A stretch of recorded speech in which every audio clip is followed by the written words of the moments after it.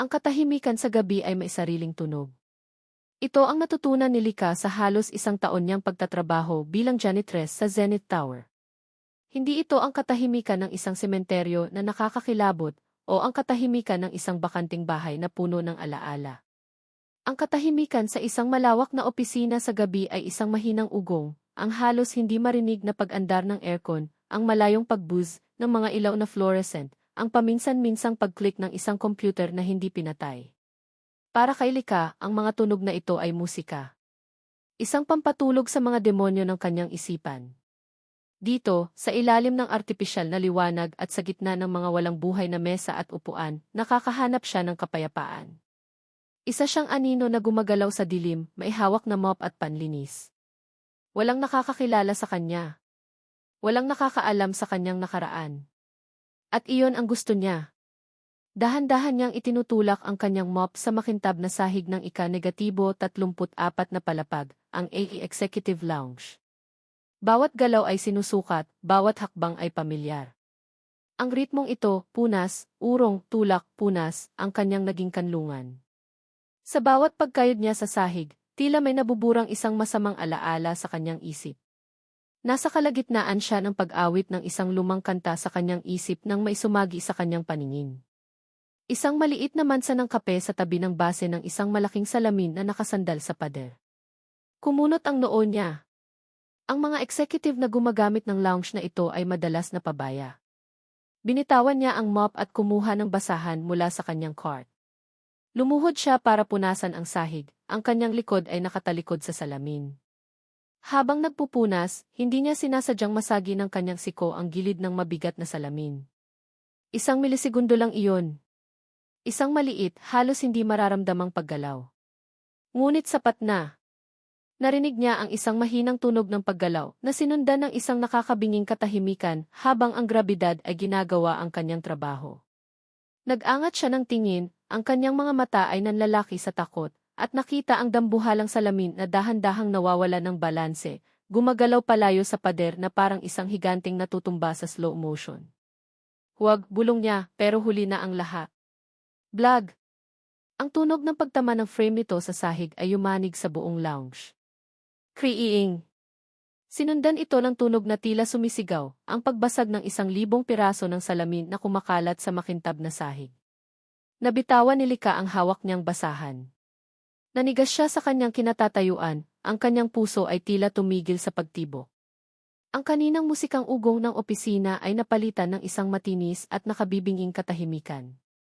Sa harap niya, ang dating perpektong salamin ay isa na ngayong mapa ng kasawian. Mula sa gitna, isang malaking bitak ang gumapang na parang kidlat, na nagsanga-sanga sa daan-daang maliliit na lamat, parang isang gagambang gumawa ng kanyang sapot. Diyos ko po, hirap niyang hininga. Ang mga salita ay tila bumara sa kanyang lalamunan. Ang unang pumasok sa isip niya ay ang kanyang sahod. Ang 2 linggong pagod at puyat. Ang renta sa apartment. Ang ipapadala sa kanyang tiyahin sa probinsya. Lahat ng iyon ay parang naglaho, naging kasing pino ng mga bubog na kumikinang sa sahig. Tatanggalin siya sa trabaho. Sigurado iyon. At pababayaran pa sa kanya ang salamin na mukhang mas mahal pa sa kaluluwa niya. Habang nakatitig siya sa basag na salamin, ang mga lamat ay tila gumagalaw, nagiging pamilyar. Parang mga sanga ng isang puno. Parang mga ugat. Parang isang mapang nagpapakita ng landas pabalik sa isang nakaraang matagal na niyang tinatakbuhan. Basag. Sirang-sira. Tulad ng buhay niya. Tulad ng pamilya niya. Tulad ng pangako niya. Bigla, naramdaman niya ang pag-init ng kanyang mga mata. Hindi. Hindi siya iiyak. Hindi dito. Anong ginawa mo? Isang boses ng lalaki, malalim at walang emosyon, ang bumasag sa kanyang pagkatulala. Napapitlag siya at lumingon. Nakatayo sa may pintuan ng lounge ay isang lalaki. Matangkad, nakauniporme rin na tulad niya, at may hawak na isang itim na trash bag. Hindi niya ito kilala. O siguro ay nakikita niya ito sa pasilyo pero hindi pinapansin. Para kay Lika, ang mga katrabaho niya ay mga anino lang tulad niya. Ngunit ang aninong ito ay may matalim na mga mata. Mga matang tila sinusuri siya, hinuhusgahan siya. Ang mga ito'y madilim, malamig at walang mababakas na anumang simpatya. Aaksidente, nautal niyang sagot, ang boses niya ay nanginginig. Naglakad ito palapit, ang tunog ng kanyang mga sapatos na pangsiguridad ay umalinggaw sa tahimik na silid. Bawat hakbang ay tila isang martilyong pumupukpok sa kanyang dibdib. Huminto ito ilang talampakan mula sa kanya, ang tingin ay nasa nagkalat na bubog. Aksidente, ulit nito, may bahid ng pangutya sa boses. Paano naging aksidente ang pagtabig sa isang salamin na mas malaki pa sa iyo? Hindi ka ba nag-iingat? Sumiklab ang inis sa dibdib ni Lika, pansamantalang tinabunan ang kanyang takot. Sino ba ang lalaking ito para kausapin siya ng ganoon? Sinabi ko ng aksidente. Ano sa tingin mo, sinadya ko?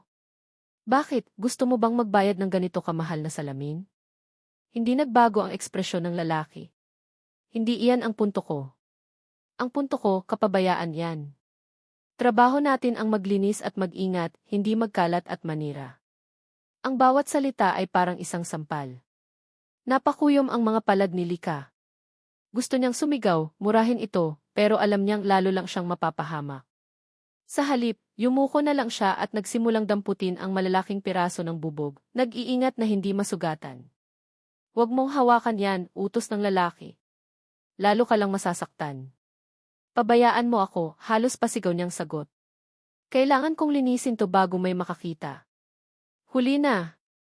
Sabay silang napalingon sa boses na iyon. Isang boses na pamilyar, may otoridad at puno ng pagkadismaya. Nakatayo sa pintuan si Aling Nida, ang kanilang supervisor. Isang babaeng nasa mga 50 anyos, may malaking pangangatawan at mahigpit na mukha, pero may mga matang nakakita na ng lahat.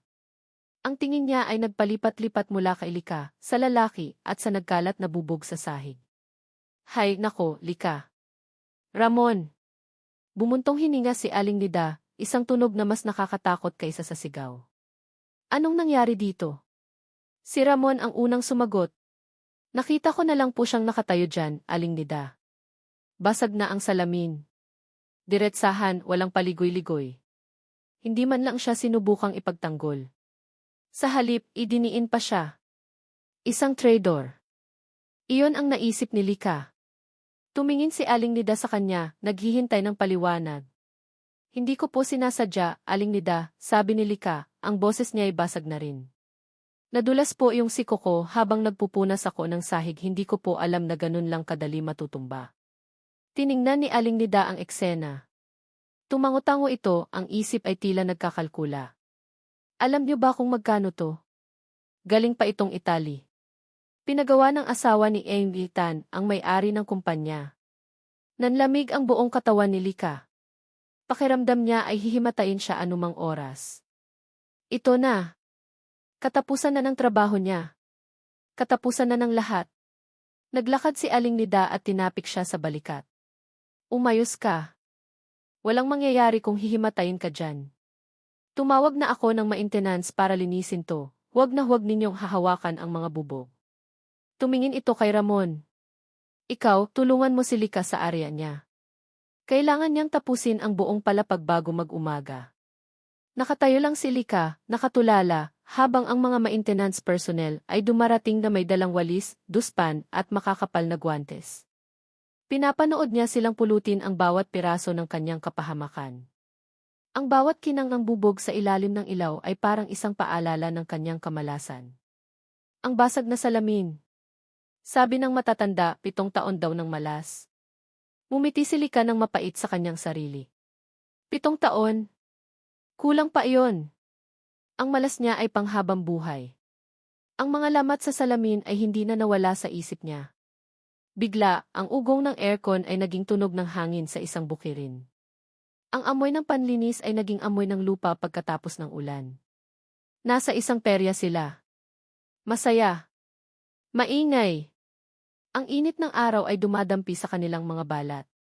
May hawak siyang isang maliit na kamay, malambot at medyo malagkit dahil sa natutunaw na ice candy. Ang tawa ng kapatid niyang si Lira ay mas matamis pa sa anumang candy. Lika, tingnan mo, sigaw ni Lira, itinuturo ang isang stall na may mga laro ang manika. Gusto ko iyon. Hinigit siya ni Lira, pero hinila niya ito pabalik. Huwag, Lira, baka mawala tayo kay nanay. Pero nagpumigla si Lira, ang tawa nito ay naging isang pagmamaktol. Sandali lang naman, ate. At sa isang saglit na paglingon niya sa ibang direksyon, sa isang saglit na pagkabitaw sa mahigpit niyang hawak, nawala ang maliit na kamay sa palad niya. Ang huli niyang nakita ay ang pula nitong bestida na naglalaho sa gitna ng maraming tao. Ang huli niyang narinig ay ang mahinang pagtawag nito sa kanyang pangalan. Lika! Isang kamay ang humawak sa braso niya at napatalon siya sa gulat, bumalik sa kasalukuyan. Hoy! Si Ramon pala! Nakakunot na naman ang noo. Okay ka lang? Kanina ka patulala dyan. Hinigit niya ang kanyang braso palayo sa pagkakahawak nito. Okay lang ako. Huwag mo nga akong hawakan. Tinitigan lang siya nito, ang mga mata ay hindi pa rin mabasa. Pagkatapos ay tumalikod ito at nagsimulang maglakad. Halika na. Marami pa tayong gagawin. Sinundan niya ito ng tingin, puno ng inis at sama ng loob. Maya-maya, bumalik si Aling Nida, tapos nang kausapin ang maintenance head. Ang mukha nito ay seryoso. Lika, sabi nito sa kanya. Kinausap ko na ang management. Hindi ka nila tatanggalin. Isang alon ng ginhawa ang bumalot kay Lika, pero panandalian lang. Alam niyang may kapalit. Laging may kapalit. Pero, patuloy ni Aling Nida, at heto na nga, ang halaga ng salamin ay ibabawas sa sahod mo. Hulugan. Aabutin siguro ng 1 taon bago mo mabayaran lahat. 1 taon. 1 taon siyang magtatrabaho na halos walang matatanggap. Napapikit si Lika. Mas mabuti pa yatang tinanggal na lang siya. At tila hindi pa sapat iyon, may idinagdag pa si Aling Nida. Tumingin ito sa kanilang dalawa ni Ramon. At para pareho kayong matuto ng leksyon sa responsibilidad at pagtutulungan, deklara nito, ang boses ay pinal at hindi na mababali. Simula bukas ng gabi, kayong dalawa na ang magkapareha. Sa lahat ng area. Ikaw, Ramon, ang magbabantay sa kanya para masigurong wala na siyang sisirain. At ikaw, Lika, ang magsisilbing paalala sa kanya kung ano ang nangyayari sa mga pabaya. Malinaw. Napatanga si Lika. Siya at ang mayabang na lalaking ito. Magkasama? Gabi-gabi? Ito ba ay parusa o isang uri ng impyerno? Lumingon siya kay Ramon, umaasang makikita ang pagtutol sa mukha nito. Ngunit wala. Tumango lang ito kay Aling Nida na parang wala lang. Opo, Aling Nida. Pagkatapos ay tumingin ito sa kanya. Sa unang pagkakataon, may nakita siyang kakaiba sa mga mata nito. Hindi na ito blanco. Hindi ito galit. Ito ay isang bagay na mas malalim, isang bagay na hindi niya maintindihan. Isang bagay na tila kalungkutan. Ngunit mabilis din itong naglaho. Tumalikod na si Aling Nida at iniwan silang dalawa sa nakabibinging katahimikan, na muli na namang napuno ng ugong ng aircon at ng mabilis na tibok ng puso ni Lika. Naiwan siyang nakatayo doon, napapalibutan ng amoy ng panlinis at ng multo ng isang basag na salamin, nakakadena sa isang estrangherong may mga matang puno ng lihim. Para kay Lika, ang gabi ay hindi na isang kanlungan. Ito na ngayon ang simula ng kanyang bagong bangungot. May 2 klase ng katahimikan, isip ni Ramon. Ang katahimikan na nagpapagaling at ang katahimikan na nagpaparusa. Ang katahimikan sa pagitan niya at ni Lika ay ang pangalawang klase. Halos 1 oras na silang magkasama sa ika-32 na palapag, pero wala ni isang salitang namagitan sa kanila. Ang tanging maririnig lang ay ang mahinang pag-usad ng kanilang mga cleaning cart, ang pagkayod ng mop sa sahig, at ang paminsan-minsang pag-ubo ng isa sa kanila para lang masigurong hindi pa sila tuluyang napipi. Pinagmamasdan niya si Lika mula sa kabilang dulo ng mahabang pasilyo. Bawat galaw nito ay matigas, puno ng inis. Ang paraan ng pagtulak nito sa mop ay tila ba may kaaway itong kinakalaban sa sahig. Ang bawat pag-angat nito ng balde ay may kasamang puwersa. Galit ito sa kanya. Alam niya. At sa isang banda, hindi niya ito masisisi. Ngunit may isang bagay sa paraan ng pagkilos nito na higit pa sa galit. May determinasyon. May isang uri ng tibay na hindi mo akalain sa isang babaeng may ganoong kaliit na pangangatawan.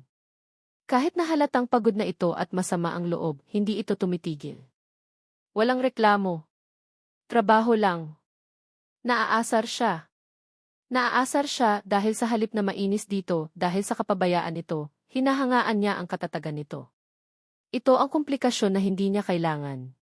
May misyon siya dito. Isang misyon na pinagplanuhan niya ng maraming taon. Ang huling bagay na kailangan niya ay isang distraksyon.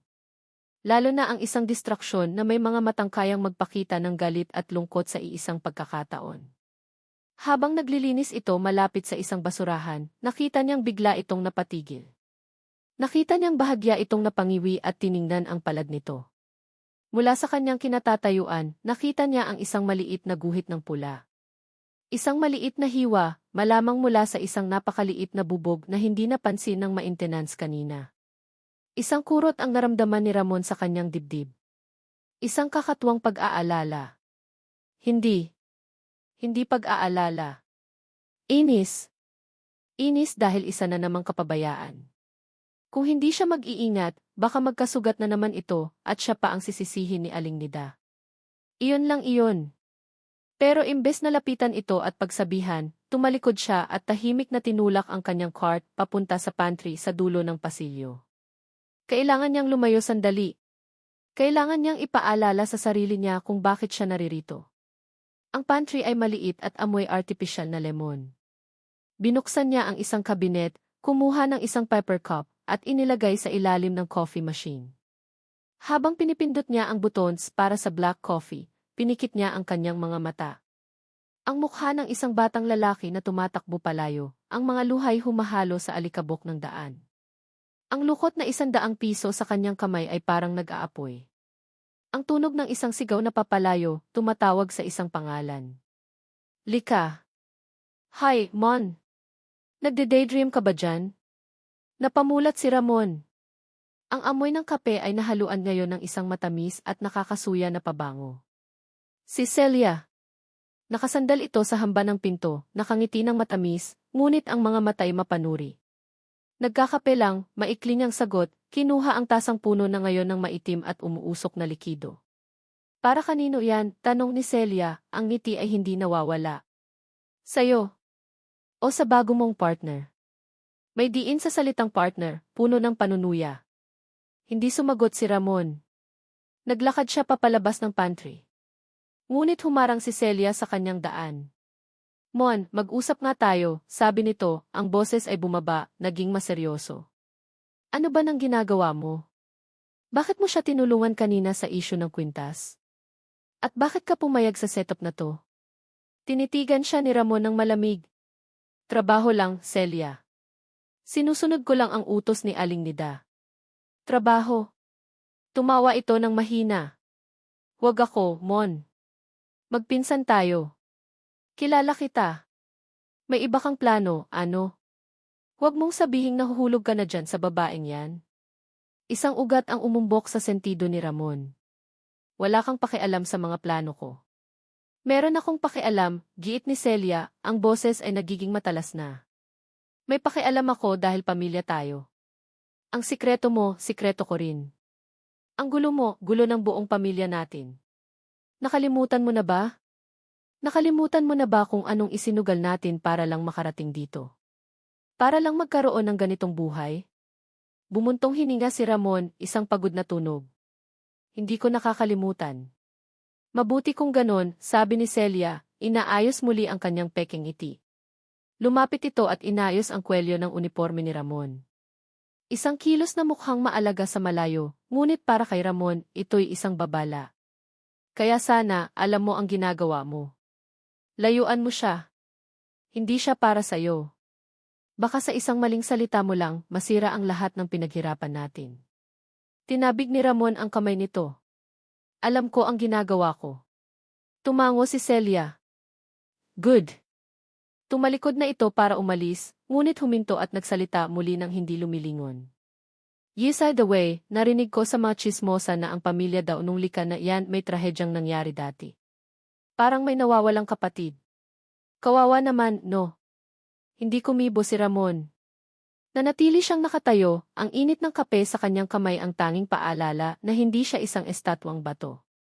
Nang makaalis na si Celia, huminga siya ng malalim at dahan-dahang naglakad pabalik sa pasilyo. Mula sa malayo, nakita niya si Lika na nakaupo sa sahig, nakasandal sa pader, at minamasahe ang kanyang sentido. Halatang pagod na pagod na. Dahan-dahan, lumapit si Ramon sa isang mesa na malapit sa kinaupuan ni Lika. Maingat niyang inilapag ang tasa ng kape, sapat na malapit para makita nito, ngunit hindi gaanong halata na galing sa kanya. Pagkatapos ay mabilis siyang tumalikod at nagtulak ng kanyang cart papunta sa kabilang dulo, nagkukunwaring may ginagawa. Mula sa gilid ng kanyang mga mata, sinubaybayan niya ito. Nakita niya nang mapansin ni Lika ang kape. Ang pagkunot ng noo nito. Ang paglingon sa kaliwat kanan, naghahanap kung sino ang nag-iwan. Nakita niya ang pag-aalinlangan sa mukha nito. Inangat nito ang tasa, inamoy ang kape. Sa isang saglit, nakita ni Ramon ang isang bahagyang paglambot sa ekspresyon nito, isang bakas ng pagtataka na pumalit sa galit. Isang maliit na bahagi sa loob ni Ramon ang umasa. At sa sandaling iyon, lumabas si Celia mula sa isang opisina, tumatawa habang kausap ang isa pang janitor. Tumigil ito sa tapat ni Ramon at nagkunwaring may itinatanong. Masyadong malakas. Masyadong halata. Isang palabas. Nakita ni Ramon ang eksaktong sandali na nakita sila ni Lika. Mula sa malayo, nakita niya ang pagbabago sa mukha nito. Ang pagtataka ay naging pangunawa. Ang pangunawa ay naging pangungutya. Tumingin ito sa tasang hawak nito, pagkatapos ay sa direksyon nila ni Celia. Isang mapait na ngisi ang gumuhit sa mga labi nito. Isang ngisi na nagsasabing, kaya pala.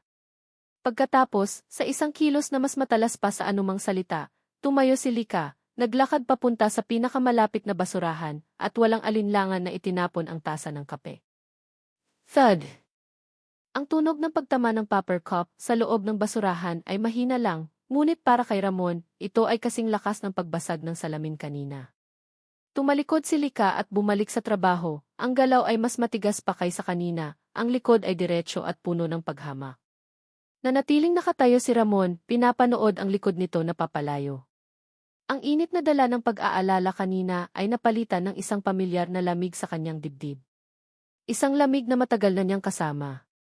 Kinuha niya ang kanyang telepono mula sa bulsa. Binuksan niya ang gallery.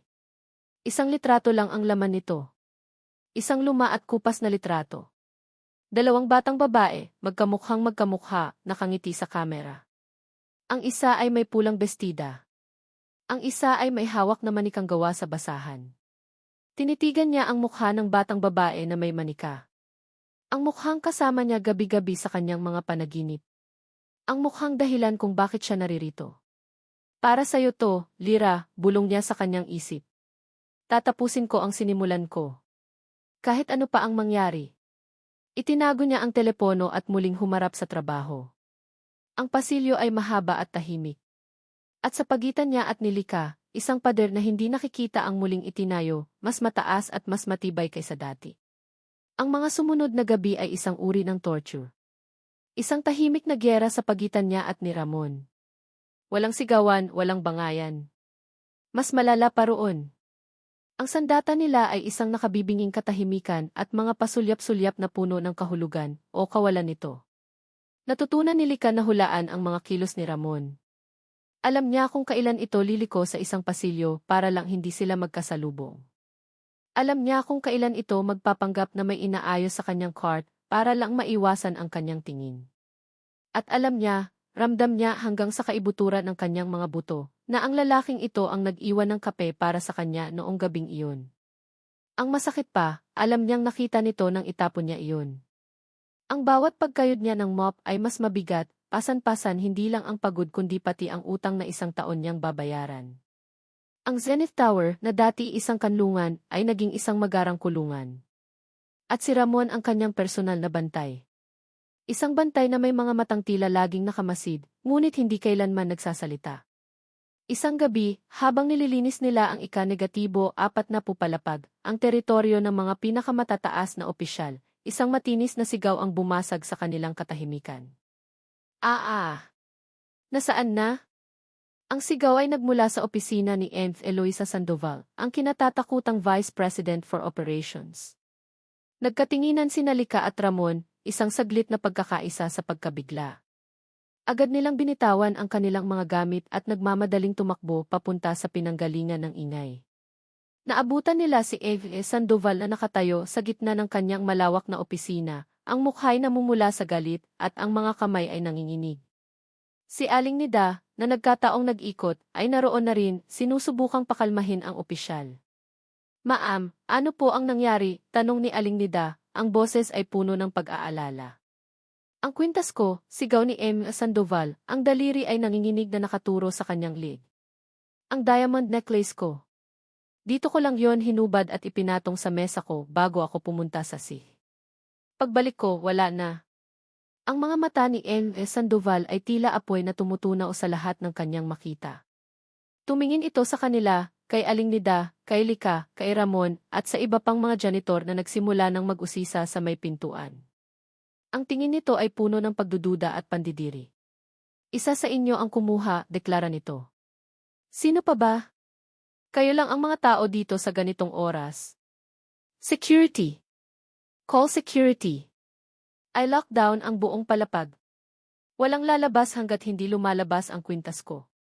Ang hangin sa silid ay biglang naging mabigat. Puno ng takot.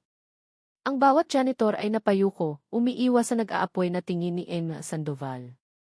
Alam nila kung ano ang ibig sabihin nito. Kapag may nawawala ang isang mayaman, ang unang pinaghihinalaan ay laging ang mahirap. Dumating ang dalawang security guard at nagsimula ang interogasyon. Isa-isang tinanong. Lahat ay itinanggi.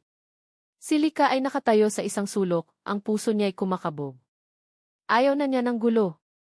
May utang na nga siya, madadagdagan pa ba ng kaso ng pagnanakaw? Sino ang huling naglinis sa opisina na ito? Tanong ng isang guard. Bago pa man makasagot si Aling Nida, biglang nagsalita si Celia, na kanina patahimik sa isang tabi. Ang kanyang boses ay malambing at puno ng kunwaring pag-aalala. Nako, sir, mukhang si Lika po yata. Nakita ko po siyang papasok dito kanina bago pa man sumigaw si Maam. Lahat ng mata ay napunta kay Lika. Pakiramdam niya ay para siyang isang kriminal na nasa ilalim ng isang spotlight. Hindi totoo yan, mabilis niyang tanggi. Nagcar lang ako, dumaan lang ako sa tapat. Hindi ako pumasok. Ngumiti si Celia ng malungkot. Pasensya na, Lika, ha. Ayoko sanang magsalita pero kasi. Nag-atubili ito na para bang may mabigat na pasanin. Nakita ko rin kasing nahulog mo yata to kanina malapit sa mesa ni Maam. Maarte nitong kinuha ang isang panyo mula sa kanyang bulsa gamit ang dulo ng kanyang mga daliri na para bang isang ebidensya sa isang crime scene. Isang puting panyo na may bordang maliit na letrang Z sa gilid. Ang panyo ni Lika. Ang tanging alaala na iniwan sa kanya ng kanyang ina. Nanlaki ang mga mata ni Lika. Teka, paano iyan napunta sa'yo? Hindi to sa akin, malumanay na sabi ni Celia, iniabot ang panyo sa guard. Pinulot ko lang kanina.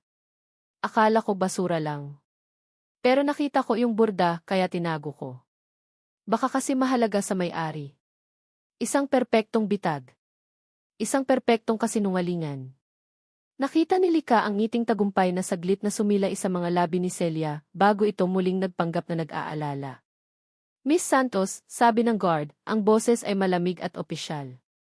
Sumama ka sa amin. Pero wala po akong ninanakaw, giit ni Lika, ang boses ay nagsisimula ng mabasag. Tumingin siya kay Aling Nida, humihingi ng tulong. Sinubukan siyang ipagtanggol ni Aling Nida. Sir, baka naman po nagkakamali lang. Kilala ko po ang mga tao ko. I'm sorry, Aling Nida, putol ni Emma Sandoval. Pero malakas ang ebidensya. Ang panyo niya nasa loob ng opisina ko. Siya ang huling nakita. Ano pa bang kailangan nating patunayan? Dinala si Lika sa security office. Isang maliit at malamig na kwarto na amoy luma at kape. Paulit-ulit ang mga tanong. Paulit-ulit ang kanyang mga sagot. Wala. Hindi. Hindi ko alam. Hindi ako. Ngunit ang bawat pagtanggi niya ay tila lalo lang nagdidiin sa kanya. Isa siyang hamak na janitress na may malaking utang sa kumpanya. Siya ang perpektong salarin. Kung hindi ka aamin, sabi ng guard, mapipilitan kaming dalhin to sa pulis. At hahalughugin namin ang locker mo. Ang locker niya. Doon nakatago ang lahat ng natitira niyang dangal. Ang kupas na litrato ng kanyang pamilya. Ang ilang sulat mula sa kanyang tiyahin. Ang kaunting ipon na halos wala ng halaga. Naramdaman niya ang pag-init ng kanyang mga mata. Hindi. Hindi siya iiyak sa harap nila. Pakawalan niyo po ako, pakiusap niya, ang kanyang boses ay isang bulong na lang. Kailangan kong magtrabaho. Parang awan niyo na. Ngunit ang mga mukha sa harap niya ay walang emosyon. Mga pader na bato. Matapos ang halos isang oras, pinabalik siya sa ika-negatibo 4 na pupalapag. Hindi para magtrabaho, kundi para sa huling yugto ng kanyang kahihiyan. Ang paghahalughog sa kanyang locker. Pagdating niya, naroon pa rin silang lahat. Si Aimee Sandoval, si Aling Nida na balisa, si Celia na may peking awa sa mukha, at ang iba pang mga katrabaho na nakatingin sa kanya na parang isang palabas. Nakita rin niya si Ramon, nakasandal sa pader sa pinakamalayong sulok, ang mukha ay hindi mabasa, nakatago sa anino. Ni hindi man lang ito tumingin sa kanya. Isa pa. Isa pang traidor. Ito ang locker niya, sabi ng guard, itinuturo ang isang metal na pinto na may numerong 143. Ang numero na dati niyang kinakatuwaan, ngayon ay parang isang numero ng selda sa bilangguan. Buksan mo, utos ni Emma Sandoval.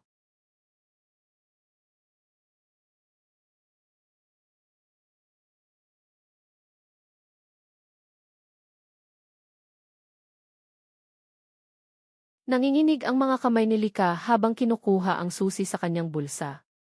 Bawat pag-angat ng kanyang kamay ay parang may bigat na 1 tonelada. Pakiramdam niya ay hubad na hubad siya sa harap nilang lahat. Ito na ang katapusan. Ang kahihiyan. Ang pagkawala ng lahat. Itinaas niya ang susi. Narinig niya ang mahinang paghiyaw ng kanyang puso. Nakita niya ang mapanuyang tingin ni Celia. Naramdaman niya ang bigat ng pagkabigo sa mga mata ni Aling Nida. Isinubo na niya ang susi sa keyhole. Isang pihit na lang. Isang pihit na lang at guguho na ang kanyang mundo. Huwag. Isang boses ang pumutol sa tensyon. Malalim. Kalmado. Puno ng otoridad. Lahat ay napalingon sa pinanggalingan ng boses.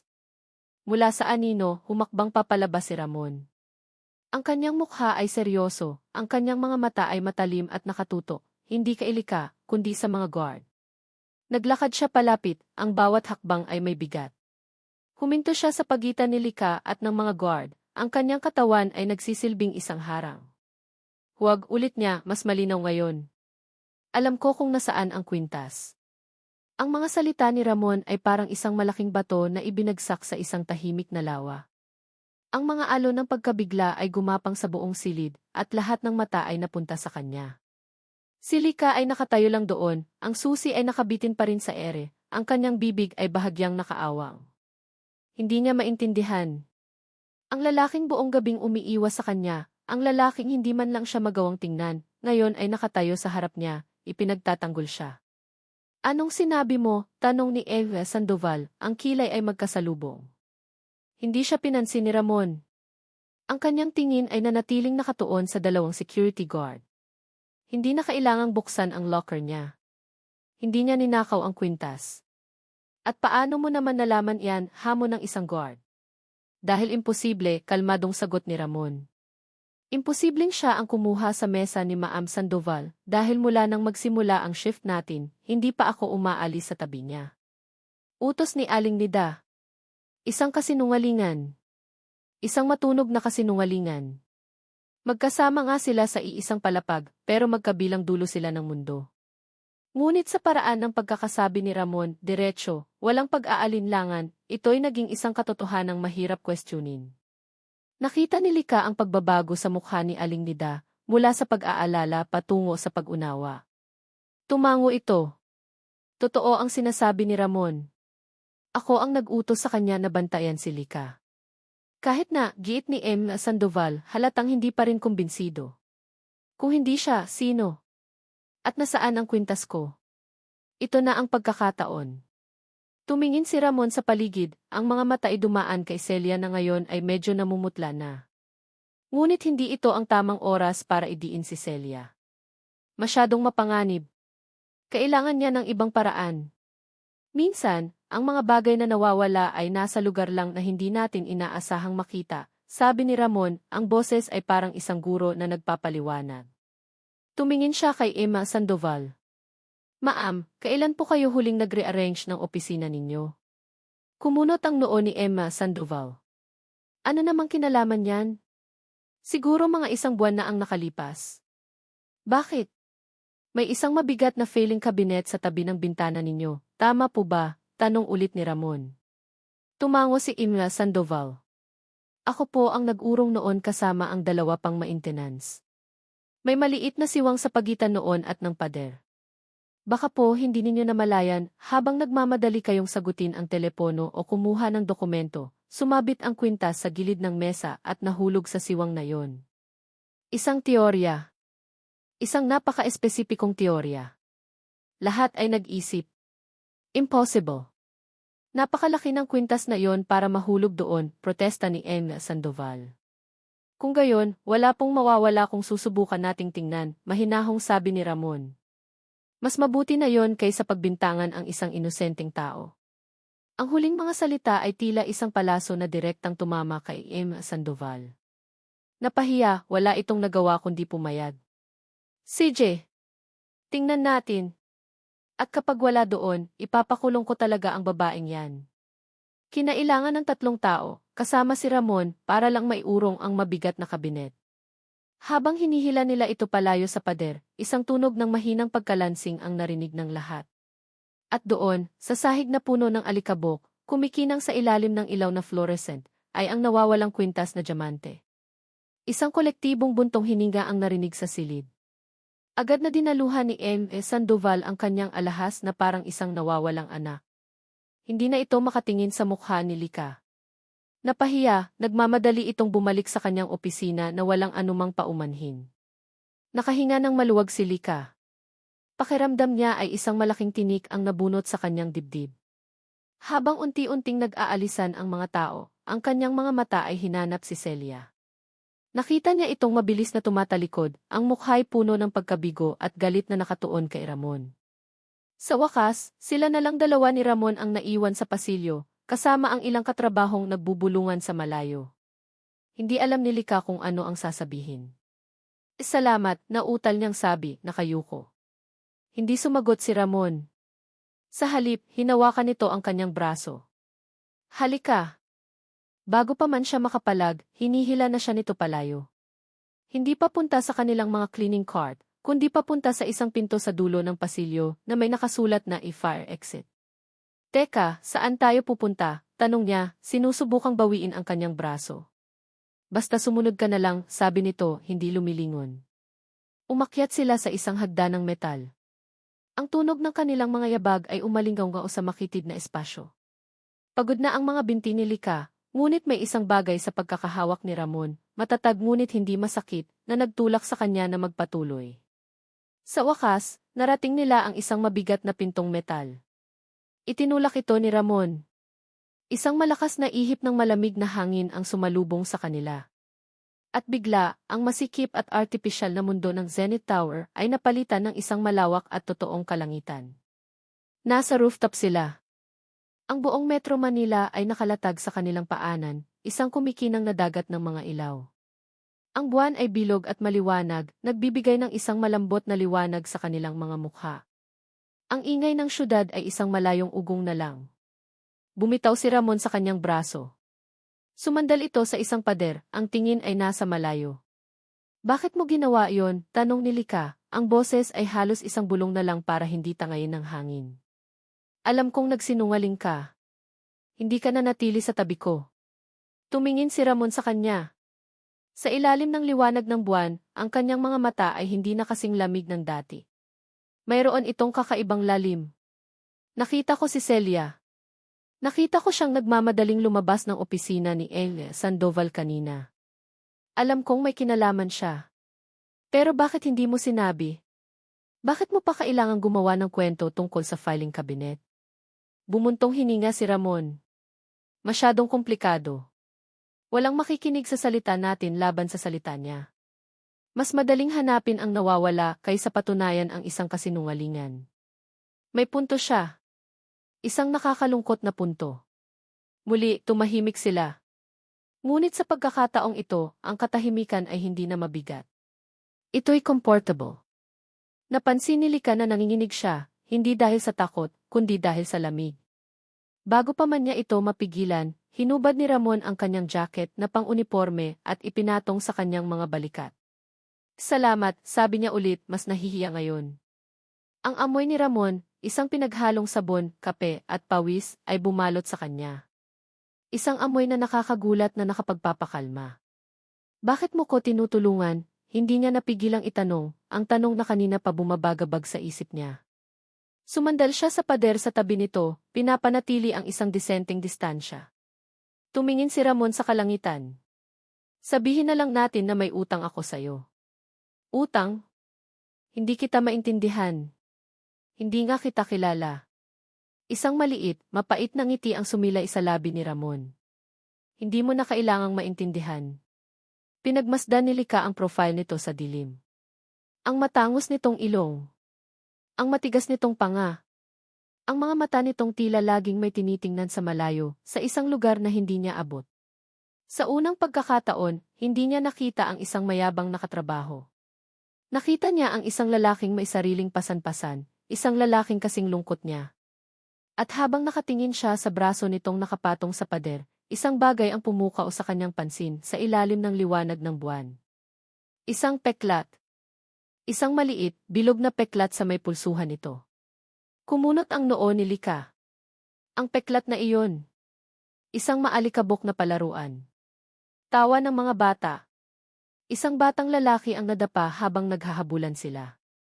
Umiyak ito dahil sa malaking sugat sa kanyang pulsuhan, isang perpektong bilog na gasgas mula sa pagtama sa isang matulis na bato. Si Lyra, na laging mabait, ang unang lumapit para tulungan ito. Kinuha ni Lyra ang panyo niya, ang panyong may bordang isi at maingat na itinali sa sugat ng batang lalaki. Pumikit si Lika at umiling, sinusubukang iwaksi ang biglaang pagpasok ng isang lumang alaala. Masyado nang matagal iyon. Isa lang iyong peklat. Maraming tao ang may peklat. Impossible. Okay ka lang. Ang boses ni Ramon ang nagpabalik sa kanya sa kasalukuyan. Nakatingin na ito sa kanya, ang nooy nakakunot sa pag-aalala. Agad niyang iniwas ang kanyang tingin mula sa pulsuhan nito. Okay lang ako, mabilis niyang sagot. Malamig lang talaga. Ipinulupot niya ang jacket ni Ramon ng mas mahigpit sa kanyang katawan na para bang ang init nito ay kayang itaboy hindi lang ang lamig kundi pati na rin ang mga multo ng nakaraan. Tumango lang si Ramon kahit na halatang hindi ito kumbinsido. Muli itong tumingin sa syudad. Kailangan na nating bumaba, sabi nito. Baka hanapin na tayo ni Aling Nida. Tumango rin si Lika. CJ. Habang naglalakad sila pabalik sa pinto, hindi mapigilan ni Lika na muling sumulyap sa pulsuhan ni Ramon. Ang peklat ay naroon pa rin, isang maliit na buwan sa balat nito. Isang tahimik na tanong sa gitna ng gabing puno na ng mga kasinungalingan at mga kalahating katotohanan. Sino ka ba talaga, Ramon de la Cruz? Ang tanong ay nanatili sa kanyang isipan, isang bagong lamat na nabuo sa pader na akala niya ay nagsisimula ng maghilom. Ang gabing iyon sa rooftop ay nagligtas sa kanya mula sa isang akusasyon, ngunit itinulak naman siya nito sa isang mas malalim at mas mapanganib na misteryo. Ang rooftop na iyon ang nagpabago sa lahat. Hindi na isang uri ng parusa ang maging partner ni Ramon. Ang katahimikan sa pagitan nila ay hindi na puno ng tensyon, kundi ng isang hindi maipaliwanag na pag-unawa. Nag-uusap na sila, hindi man madalas, pero sapat na. Mga simpleng bagay lang, reklamo tungkol sa isang mansa na ayaw matanggal, isang tuyot na biro mula kay Ramon na muntik nang magpangiti kay Lika, isang tanong tungkol sa kung ano ang kanilang ulamin sa kanilang hating gabi na lunch break. Ang kanilang lunch break ang naging paboritong parte ng gabi ni Lika. Umaakyat sila sa isang bakanting opisina sa ika-35 palapag na may malaking bintana, kung saan tanaw ang kumikinang na syudad. Upo sila sa sahig, maglalatag ng dyaryo, at pagsasaluhan ang kanilang mga baon. Minsan, adobo na luto ni Lika. Minsan, pansit canton na binili ni Ramon mula sa vending machine. Sa mga gabing iyon, nakikita ni Lika ang ibang Ramon. Ang Ramon na marunong makinig. Ang Ramon na kapag umingiti, kahit bihira, ay tila nagliliwanag ang buong mukha. Ang Ramon na kapag nagkukwento tungkol sa mga aso na inaalagaan niya sa kanilang lugar, ay lumalambot ang boses. At sa mga gabing iyon, pakiramdam ni Lika ay isa siyang ibang tao. Hindi ang Lika na laging may pasan-pasan. Hindi ang Lika na laging galit sa mundo. Sa tabi ni Ramon, siya ay si Lika lang. Isang babaeng kumakain ng adobo habang pinagmamasdan ang mga ilaw ng syudad. Isang gabi, habang kumakain sila, hindi sinasadyang natabig ni Lika ang tinidor ni Ramon. Mabilis itong pinulot ni Ramon mula sa sahig. Ako na, sabi ni Lika, hugasan ko. Huwag na, okay lang to, sabi ni Ramon, at habang inaabot nito pabalik ang tinidor, muling nasilayan ni Lika ang peklat sa pulsuhan nito. Ang pamilyar na peklat. Hindi na niya napigilan ang sarili. Saan mo nakuha yan? Tanong niya, itinuturo ang peklat. Agad na nagbago ang aura ni Ramon.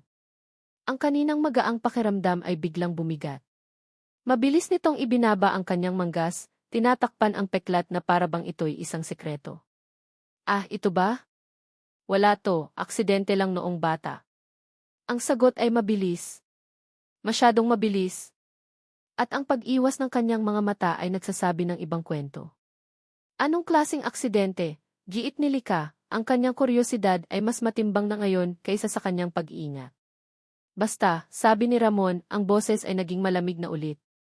Matagal na iyon. Kumain ka na, lumalamig na iyang pagkain mo. Bigla itong tumayo. Mag-car lang ako.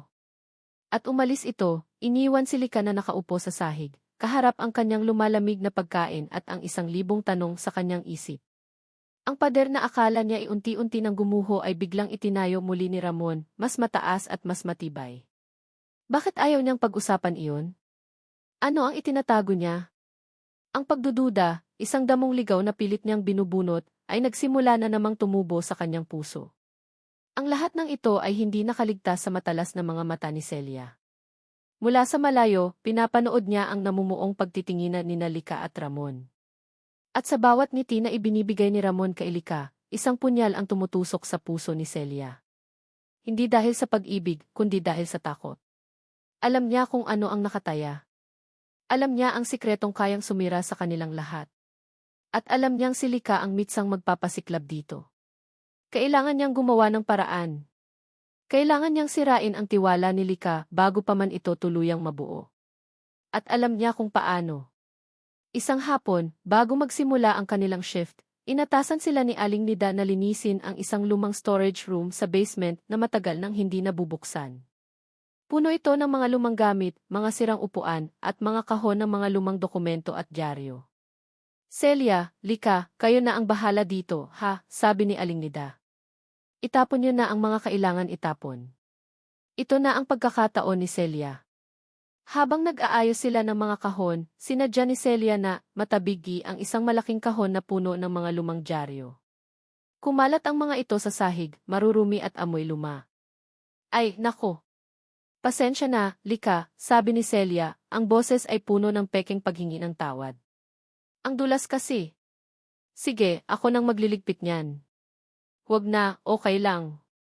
Trabaho naman natin to, sabi ni Lika, lumuhod para tulungan si Celia na pulutin ang mga dyaryo.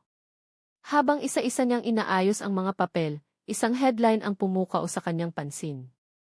Ang papel ay naninilaw na at marupok, ngunit ang mga letra ay malinaw pa rin. 5 taong gulang A.V. Kambal, nawawala, Perya, Bulacan. Nanigas ang buong katawan ni Lika. Ang hangin ay tila naubos sa kanyang mga baga. Dahan-dahan niyang kinuha ang dyaryo. Nanginginig ang kanyang mga kamay habang binabasa ang petsa. 20 taon na ang nakalipas. Ang petsa ng kanyang pinakamasamang bangungot. Ang pangalan ng nawawala, Lira Santos. At ang pangalan ng kanyang kakambal na kasama nito noong araw na iyon, Lika Santos. Isang mainit na likido ang namuo sa kanyang mga mata. Tinupi niya ang dyaryo para itago ito, para ibaon muli ang alaala, ngunit may isa pang bagay na nakakuha ng kanyang atensyon. Isang litrato. Isang maliit, malabong litrato sa gitna ng artikulo. Ang caption ay nagsasabing, isang kuha mula sa isang testigo na nagpapakita ng kaguluhan matapos ipahayag ang pagkawala ng bata. Ang litrato ay malabo, kuha sa gitna ng maraming tao. Ngunit sa isang sulok ng litrato, may isang batang lalaki na nakatalikod, tila nagmamadaling umalis. Hindi makita ang mukha nito. Ngunit nakataas ang braso nito at sa pulsuhan nito. Zoom! Nag-zoom in ang mga mata ni Lika, sinusubukang linawin ang malabong imahe. Sa pulsuhan ng batang lalaki may isang puting tela na nakatali. Isang panyo. At sa ilalim nito, kitang-kita kahit malabo ang litrato, ay isang sugat. Isang sugat na perpektong bilog. Ang tibok ng puso ni Lika ay umalinggaw sa kanyang mga tainga. Ang peklat. Ang peklat ni Ramon. Hindi. Hindi maaari. Nagkataon lang. Isang nakakatakot, hindi ka panipaniwalang pagkakataon. Tiningnan niya si Celia, na nagkukunwaring abala sa kabilang sulok, maingat na nag-aayos ng mga dokumento. Walang bakas ng anumang masamang intensyon sa mukha nito. Masyadong inosente. Masyadong perpekto. Isang kasinungalingan.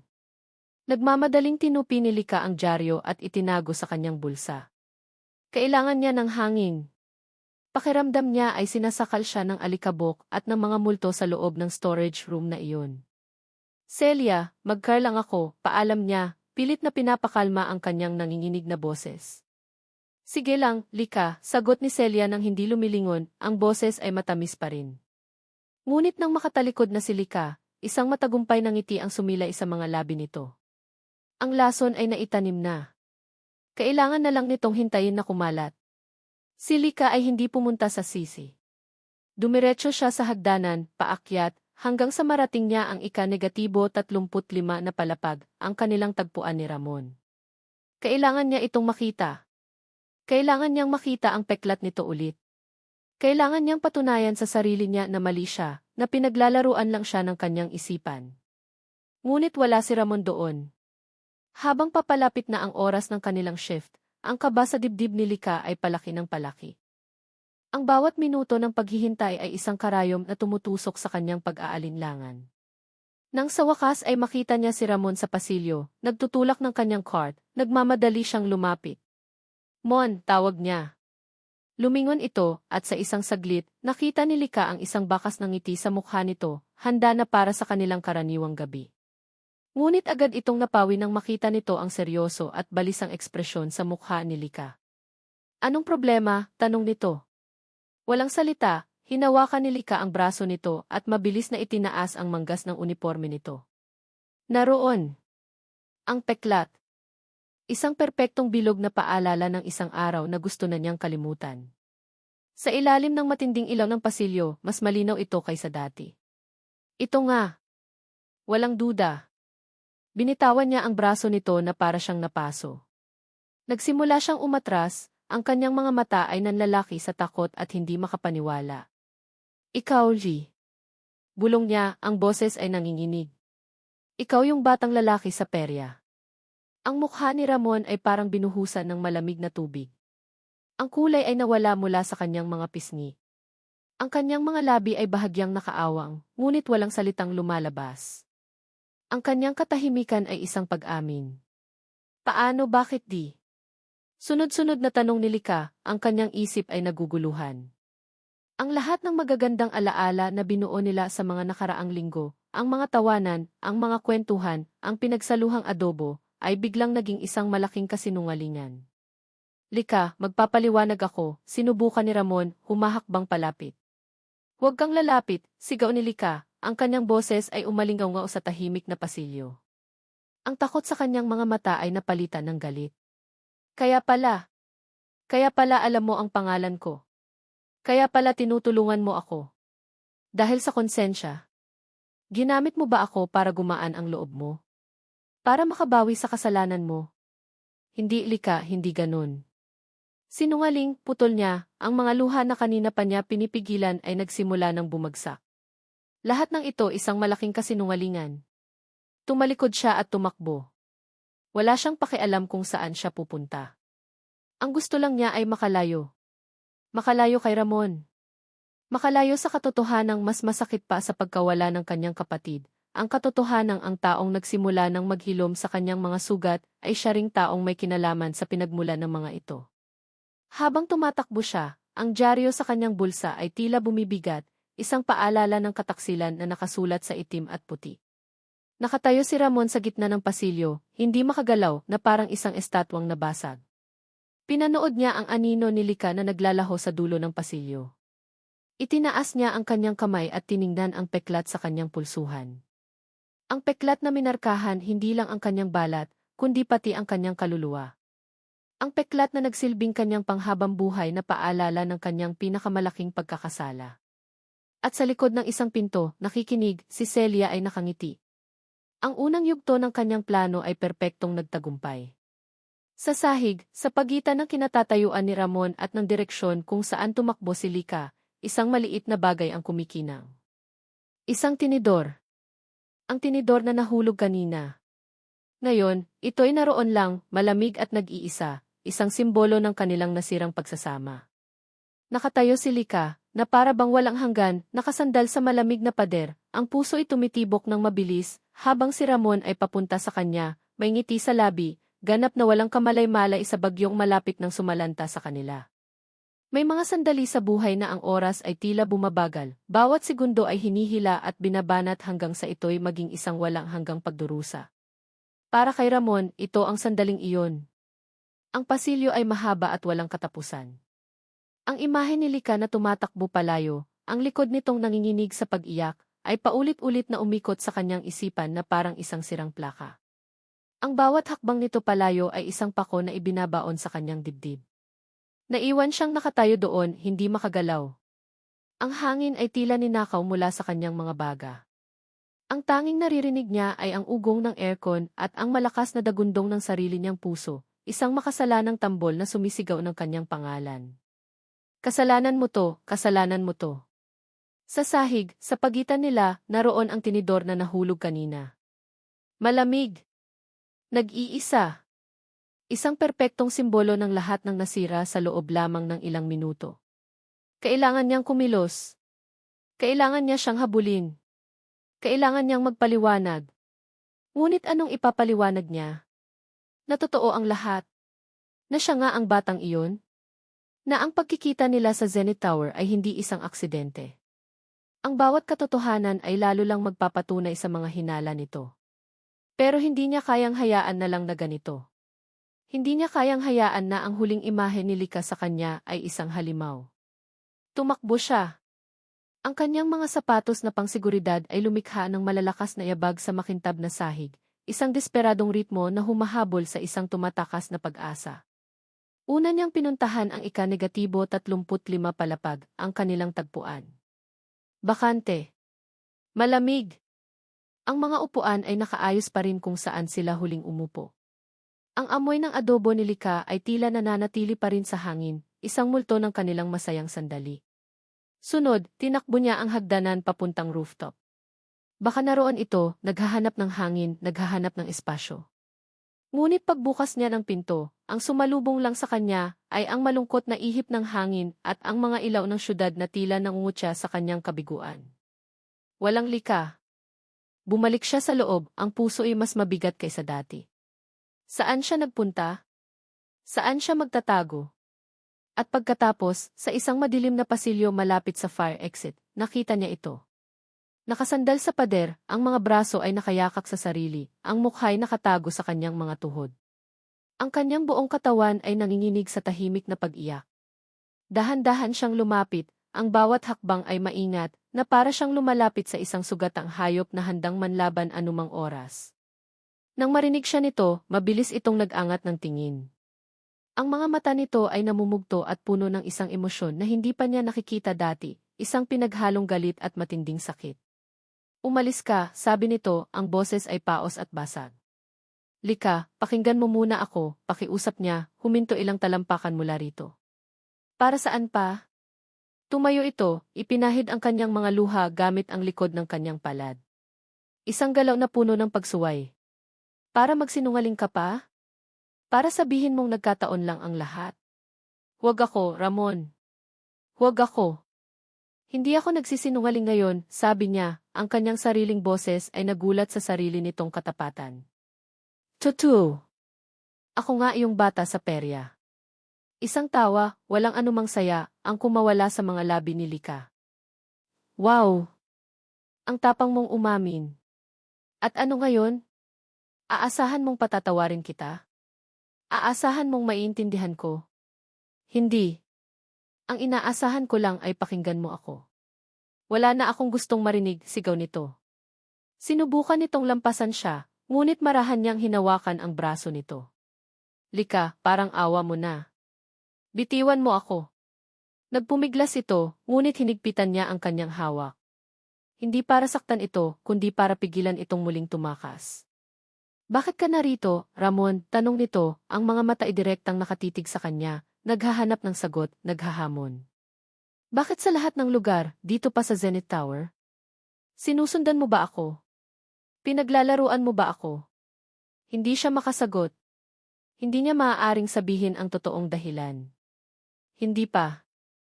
Ang pagsasabi ng katotohanan tungkol kay Lyra at sa kanyang investigasyon ay ilalagay ito sa mas malaking panganib.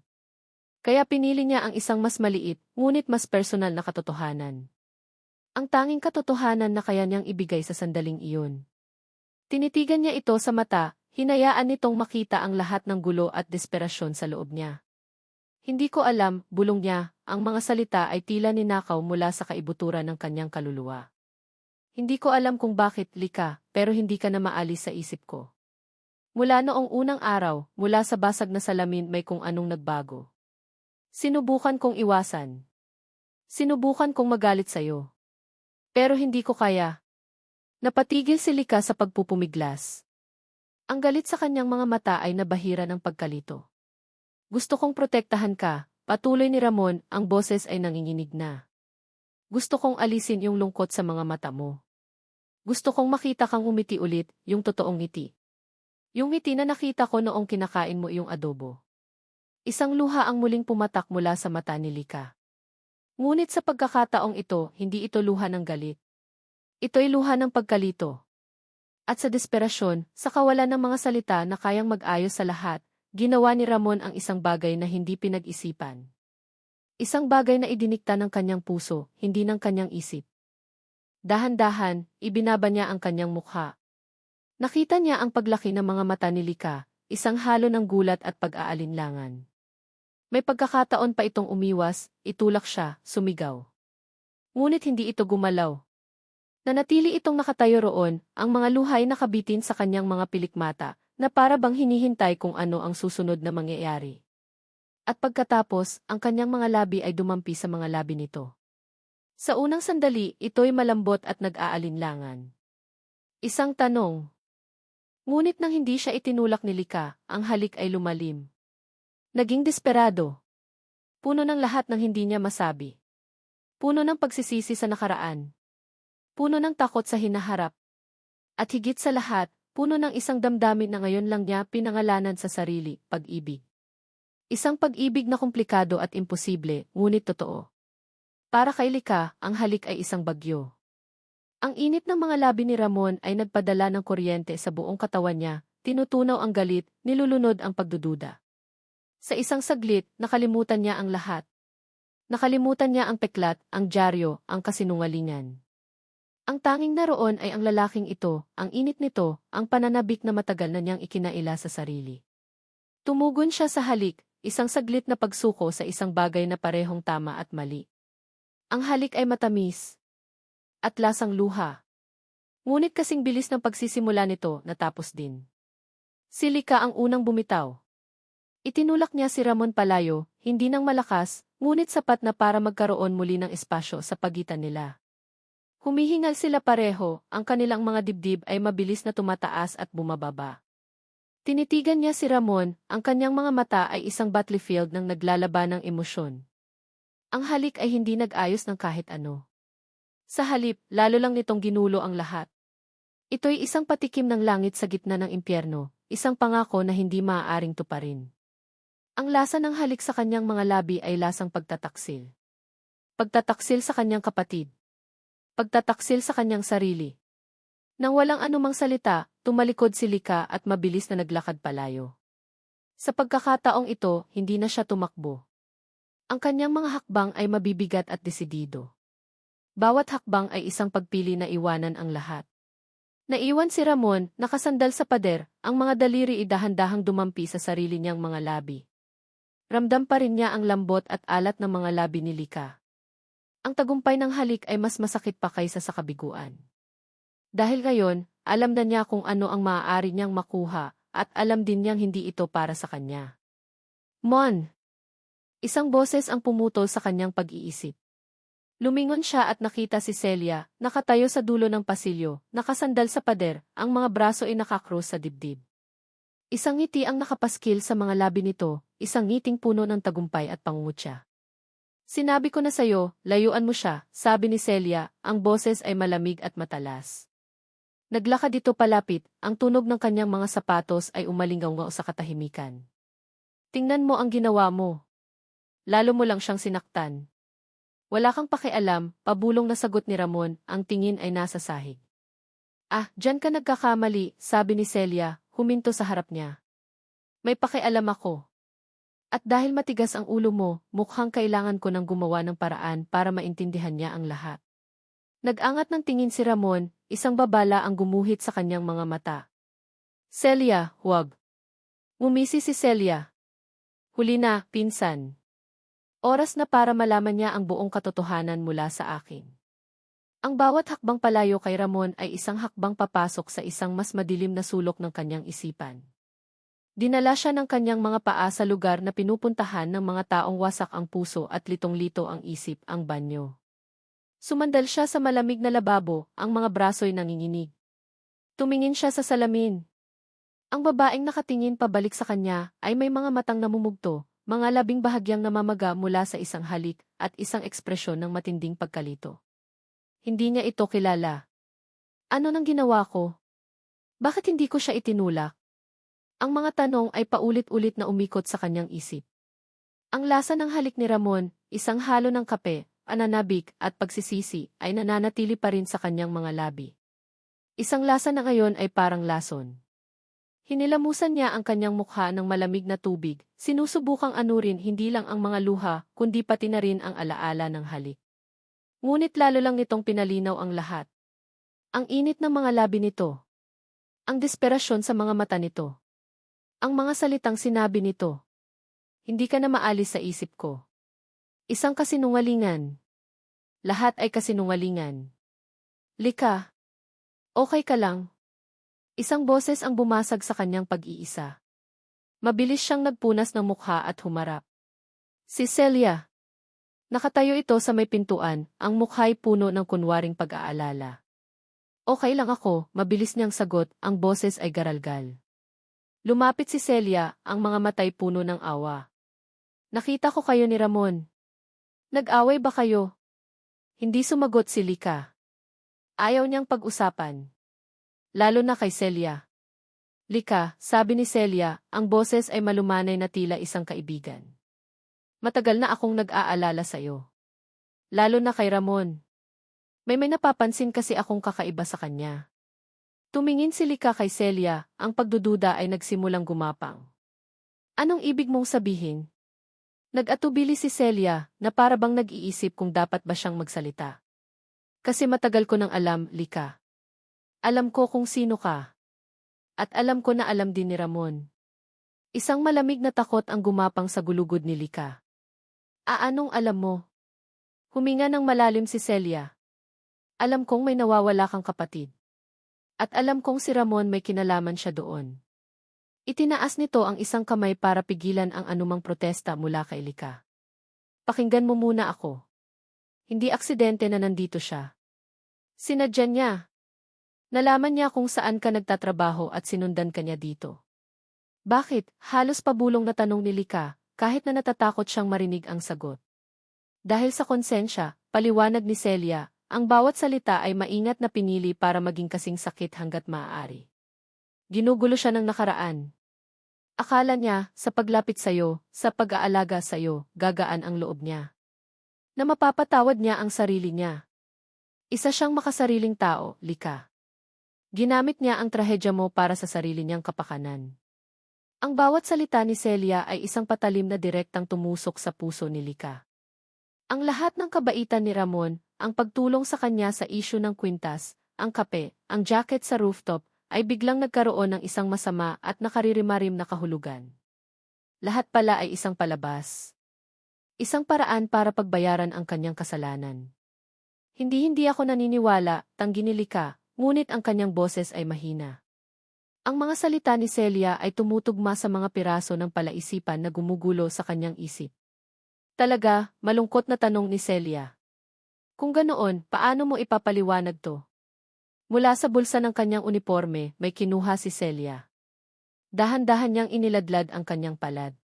Sa gitna nito ay isang maliit na manikang gawa sa basahan. Kupas na ang kulay ng tela. Ang mga sinulid na nagsisilbing buhok ay gusot-gusot na. Ang mga mata nito na gawa sa dalawang magkaibang buttons ay tila nakatingin sa kanya. Nanlamig ang buong katawan ni Lika. Ang paghinga niya ay tila huminto. Ang manikang iyon. Siya ang gumawa niyon. Para kay Lira. Ang kaliwang mata ay isang itim na buttons mula sa lumang damit ni tatay. Ang kanan ay isang puting buttons mula sa bestida ni nanay. Siya lang at si Lira ang nakakaalam noon. Saan mo yan nakuha? Nanginginig niyang tanong. Sa locker ni Ramon, sagot ni Celia, ang boses ay puno ng awa.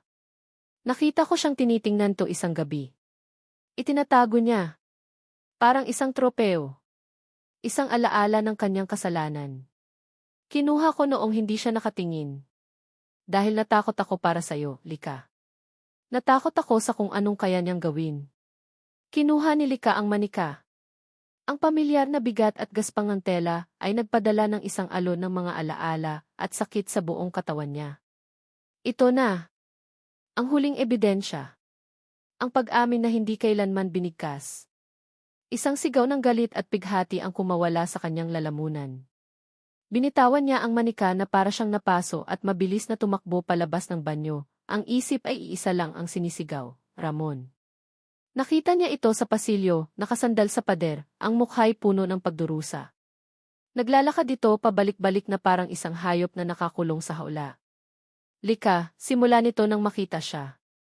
Ngunit hindi na niya ito pinatapos.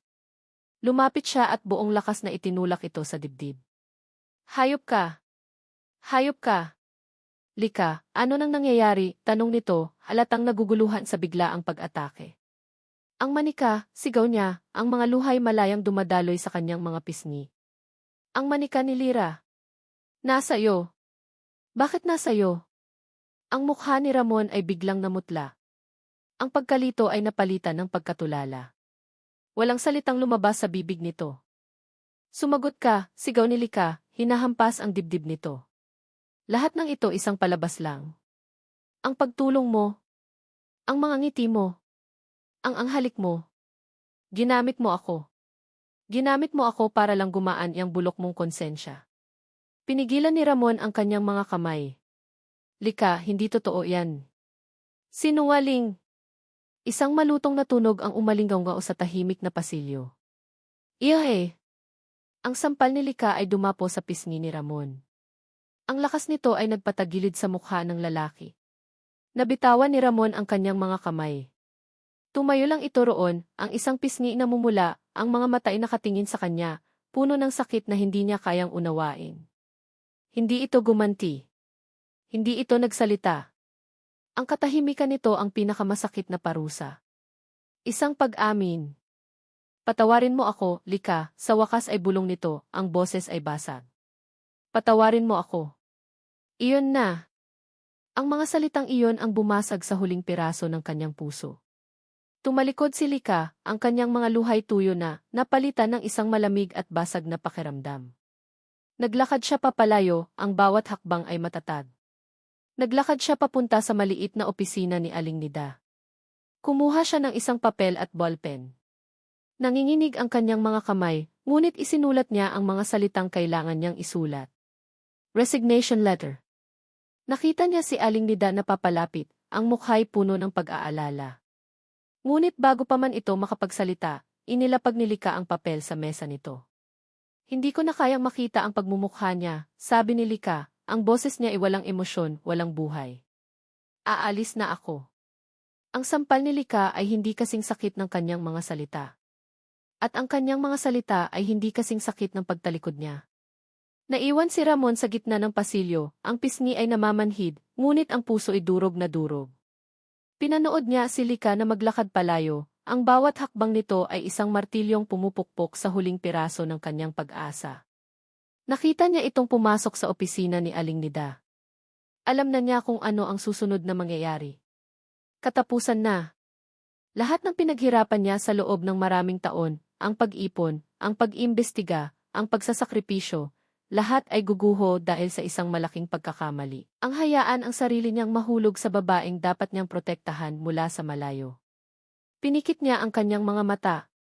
Ang imahe ng manika ay lumitaw sa kanyang isipan. Ang manikang itinago niya sa loob ng 20 taon. Hindi bilang tropeo, kundi bilang isang sagradong alaala. Ito ang tanging bagay na naiwan sa lugar kung saan huling nakita si Lyra. Kinuha niya ito hindi para sa sarili niya, kundi para balang araw, maibalik niya ito sa tunay na may-ari. Paano ito nakuha ni Celia? Isang malamig na galit ang gumapang sa kanyang ugat, pinapalitan ang sakit. Si Celia. Siya ang may pakana ng lahat ng ito. Napagdesisyonan na niya. Hindi pa tapos ang laban. Maaaring nawala na sa kanya si Lika, ngunit hindi niya hahayaang manalo ang kasinungalingan. Utang niya ito kay Lika.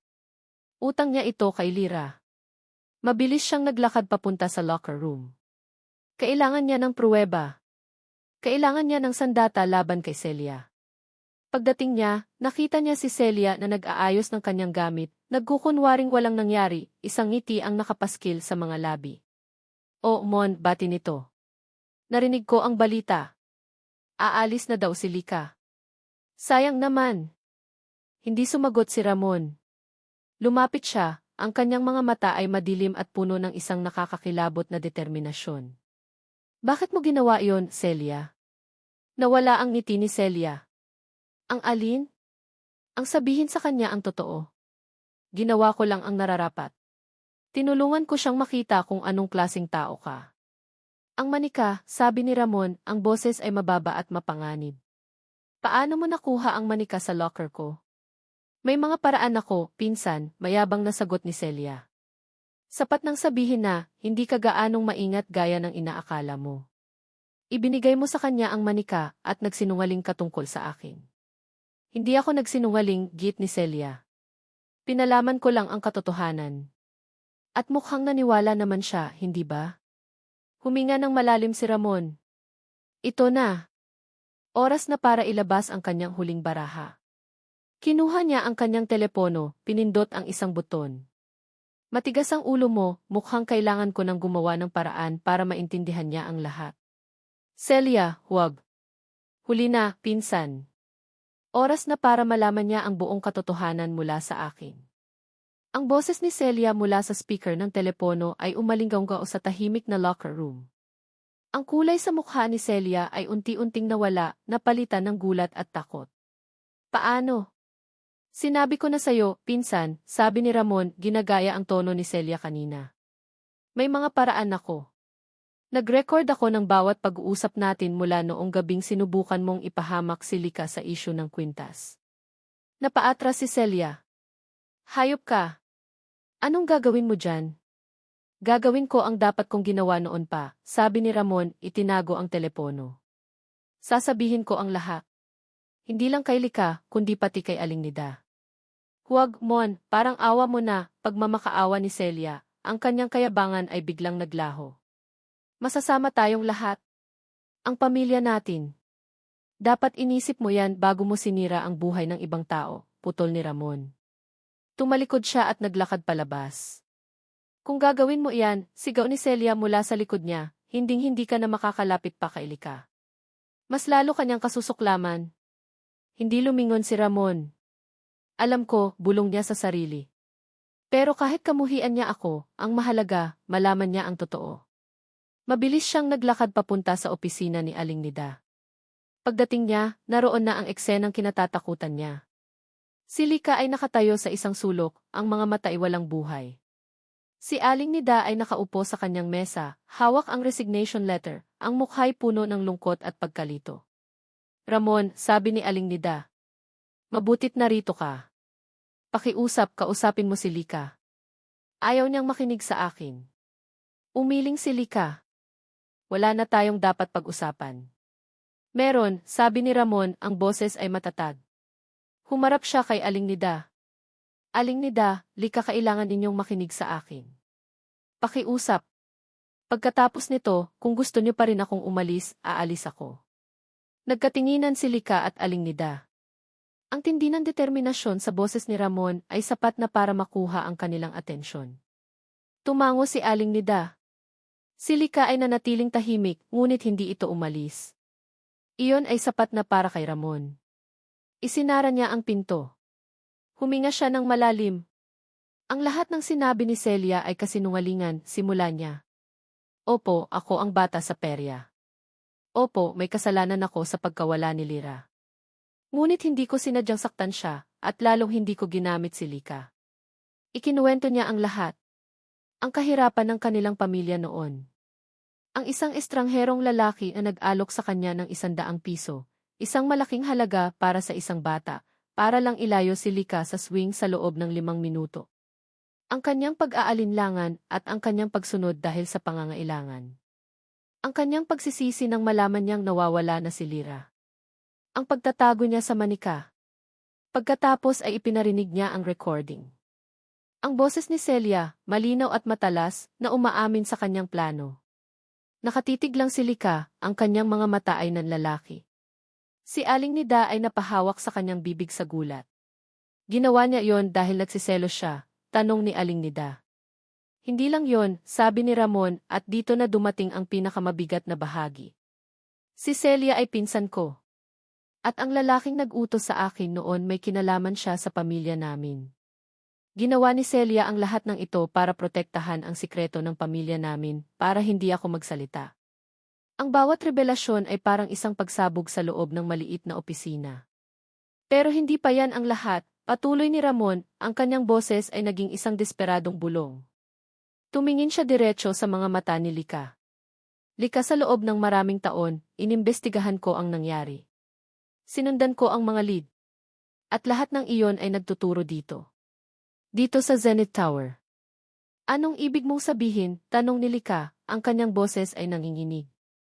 Naniniwala akong hindi aksidente ang pagkawala ni Lyra. Plinano ito. At ang taong nagplano nito ay konektado sa gusaling ito. Huminga siya ng malalim bago sabihin ang mga salitang magbabago sa lahat. Lika, naniniwala akong buhay si Lyra at nasa gusaling ito siya. Isang nakabibinging katahimikan ang bumalot sa silid. Ang tanging maririnig ay ang mabilis na paghinga nilang tatlo. Ang mga mata ni Lika ay napuno ng isang emosyong hindi pa nakikita ni Ramon dati. Hindi galit, hindi sakit, kundi isang maliit, nanginginig na kislap ng isang bagay na matagal nang nawala. Pag-asa. Biglang bumukas ang pinto. Anong kaguluhan ito? Isang boses na puno ng otoridad at lamig ang pumutol sa kanilang sandali. Lahat sila ay napalingon. Nakatayo sa pintuan si Amy. Isabel Montenegro, ang Executive Vice President ng buong kumpanya, ang kanang kamay ng may-ari. Ang kanyang mukha ay walang emosyon, ang kanyang mga mata ay matalas na parang yelo. Ngunit hindi si Agnes Montenegro ang nakapagpahinto sa paghinga ni Ramon. Ito ay ang babaeng nakatayo sa likod niya. Isang batang babae na mukhang nasa early 20s, nakasuot ng isang mamahaling bestida, ang buhok ay perpektong nakaayos. Maganda. Elegante. At ang mukha nito ay isang perpektong salami ng mukha ng babaeng kaharap niya. Ang mukha ni Lika. Ang oras ay tila huminto sa loob ng maliit na opisina ni Aling Nida. Ang hangin ay naging mabigat, halos hindi na mahinga. Ang lahat ng tunog, ang ugong ng aircon, ang malayong ingay ng syudad, ang tibok ng kanilang mga puso, ay naglaho. Nakatayo si Lika na parang isang estatwang bato. Ang kanyang mga mata ay nakapako sa babaeng nasa likod ni Agnes Montenegro. Isang mukha na pamilyar, isang mukha na nakikita niya araw-araw sa salamin, ngunit ngayon ay nasa katawan ng ibang tao. Ang buhok nito ay mas maikli at mas alaga. Ang mga damit nito ay mamahalin. Ang tindig nito ay puno ng kumpiyansa. Ngunit ang mga mata nito ay kaparehong-kapareho ng sa kanya. Lyra. Ang pangalan ay isang bulong lamang mula sa mga labi ni Lika, isang tunog na halos hindi marinig, ngunit sa katahimikan ng silid, ito'y umalingaw-ngao na parang isang kulog. Ang batang babae, na tinawag na Lyra, ay kumunot ang noo. Tumingin ito kay Lika na may pagtataka, na para bang nakakita ng isang multo. "I'm sorry, do I know you?" tanong nito, ang boses ay sosyal at maihalong banyagang accent. Ang mga salitang iyon ay isang sampal sa mukha ni Lika. Ang kislap ng pag-asa sa kanyang mga mata ay biglang namatay, napalitan ng sakit at pagkalito. Si Inés Montenegro ang bumasag sa tensyon. Ang kanyang mga mata ay malamig na lumipat mula kay Ramon patungo kay Lika. I ask, anong kaguluhan ito, Aling Nida? I heard shouting from Islay office. Bago pa man makasagot si Aling Nida, humakbang si Ramon. Inés Montenegro, sabi niya, ang boses ay matatag kahit na ang kanyang puso ay kumakabog. Nag-uusap lang po kami tungkol sa isang personal na bagay. Personal na bagay, ulit ni Inés Montenegro, ang isang kilay ay tumaas. Ang kanyang tingin ay bumalik sa babaeng kasama niya. Angela, darling, baby, don't you wait for me in the car. I'll just handle this. Angela. Iyon pala ang pangalan nito ngayon. Isang pangalang kasing ganda at kasing banyaga ng itsura nito. Ngunit si Angela Lyra ay hindi gumalaw. Ang kanyang mga mata ay nanatiling nakatitig kay Lika, na para siyang sinusubukang lutasin ang isang napakahirap na palaisipan. May isang bagay sa mukha ni Lika, isang pamilyar na sakit, na pumupukaw sa isang bagay na malalim at natutulog sa kanyang alaala. No, Mom, sabi ni Angela. It's okay. I'll stay. Ang paggamit niya ng salitang di Mompi ay isa na namang patalim sa puso ni Lika. Bumalik ang tingin ni Inés Montenegro kay Ramon. De la Cruz, tama? You're the janitor who found the necklace few weeks ago. May pagbabanta sa tono nito. You seem to be always at the center of trouble. Hindi po ako gumagawa ng gulo, ma'am, sagot ni Ramon. Naghahanap lang po ako ng katotohanan. At anong katotohanan naman ang hinahanap mo sa opisina ng isang supervisor sa ganitong oras ng gabi? Huminga ng malalim si Ramon. Ito na. Walang atrasan. Ang katotohanan tungkol sa nawawalang kapatid ni Lika. Ang katotohanan tungkol kay Lyra Santos. Ang pangalang Di Lyra ay muling nagdulot ng isang reaksyon mula kay Angela. Napahawak ito sa kanyang sentido na para bang may biglang sumakit. Si Inés Montenegro ay mabilis na lumapit sa kanya. Angela, are you alright, sweetie? Ngunit ang mga mata ni Ramon ay hindi bumibitaw kay Inés Montenegro. O dapat ko po bang sabihin ang katotohanan tungkol kay Angela Montenegro? Ang maskara ng pagiging kalmado ni Inés Montenegro ay nagsimulang magkaroon ng lamat. Isang malamig na galit ang gumuhit sa kanyang mga mata. I don't know what you're talking about. You must be crazy. Security. Hindi niya na kailangang tumawag ng security, ma'am, sabi ni Ramon, at mula sa kanyang bulsa, kinuha niya ang isang tupi-tuping papel. Isang luma at naninilaw na papel. Dahil ang lahat ng kailangan nating malaman ay naririto. Iniladlad niya ito. Isang kopya ng isang birth certificate. Ang pangalan, Lyra Santos. Pangalan ng ama, Ricardo Santos. Pangalan ng ina, Elena Santos. At sa ilalim, isang espesyal na notasyon, entry no isa of a set of twins. Kasinungalingan, sigaw ni Inés Montenegro, ang kanyang boses ay naging matinis. Saan mo nakuha yan? Peke yan. Nakuha ko po yan sa National Statistics Office, matapos kong sundan ang trail mula sa Bulacan, paliwanag ni Ramon. At hindi po yan peke. Pero alam niyo kung ano ang peke, Inés Montenegro. Ang birth certificate ni Angela Montenegro. Isang dokumento na nilikha para pagtakpan ang isang krimen na nangyari 20 taon na ang nakalipas. Krimen? Si Angela na ang nagsalita, ang kanyang boses ay nanginginig. Mom, what is he talking about? Si Lika, na kanina patahimik, ay sa wakas ay humakbang. Ang kanyang mga mata ay puno ng luha, ngunit ang kanyang boses ay matatag. Humarap siya kay Angela. Lyra, sabi niya, ang pangalan ay puno ng pananabik at sakit. Hindi mo na siguro ako natatandaan. Pero ako to si Lika. At mo. Tumingin si Angela mula kay Lika patungo kay Inés Montenegro, ang kanyang mukha ay isang larawan ng matinding pagkalito. Mom! Dito na tuluyang gumuho ang depensa ni Ms. Montenegro. Lumapit siya kay Lika, ang kanyang mukha'y naging isang halimaw. Huwag na huwag mong lalapitan ang anak ko. Isa kang basura. Isang manggagamit. Ang anak nyo, tanong ni Ramon, ang boses ay malamig na parang yelo. Hindi niyo po siya anak. Ninakaw niyo lang siya. Hindi totoo yan, sigaw ni Ms. Montenegro. Hindi ako makapag-anak. Desperada ako. Ginawa ko lang ang lahat para magkaroon ng pamilya. Minahal ko siya. Inalagaan ko siya. Ibinigay ko sa kanya ang lahat. Isang bagay na hindi mo kailanman magagawa. Ang huling mga salita ay tila isang sumpa na itinapon niya kay Lika. Ang lahat ng pag-amin na iyon ay isang bombang sumabog sa loob ng silid. Si Angela ay napaatras, napahawak sa dingding para suportahan ang sarili, ang kanyang mukha'y putlang-putla. Ang buong buhay niya, ang lahat ng alam niya, ay isang malaking kasinungalingan. Lumapit si Lika, dahan-dahan, na parang lumalapit sa isang ibon na may bali ang pakpak. Hindi niya pinansin si Ms. Montenegro. Ang kanyang buong atensyon ay nasa babaeng kamukha niya. Lira, ulit niya, ang boses ay malambing na. Inilahad niya ang kanyang kamay. Sa palad niya ay ang maliit na manikang gawa sa basahan. Naaalala mo ba to? Ginawa ko to para sa'yo. Nung kaarawan natin. Tinitigan ni Angela Lira ang manika. Ang mga mata nito nagawa sa magkaibang butons. Isang itim. Isang puti. Bigla, isang imahe ang pumasok sa kanyang isipan. Isang tawa. Amoy ng popcorn. Ang init ng araw. Isang kamay na nakahawak sa kanya. Ek! Hindi Bulong ni Angela, na pahawak sa kanyang ulo. Hindi totoo, Tuti. Dumating ang security na alertuhan ng sigaw ni Ms. Montenegro kanina. Ma'am, may problema po ba?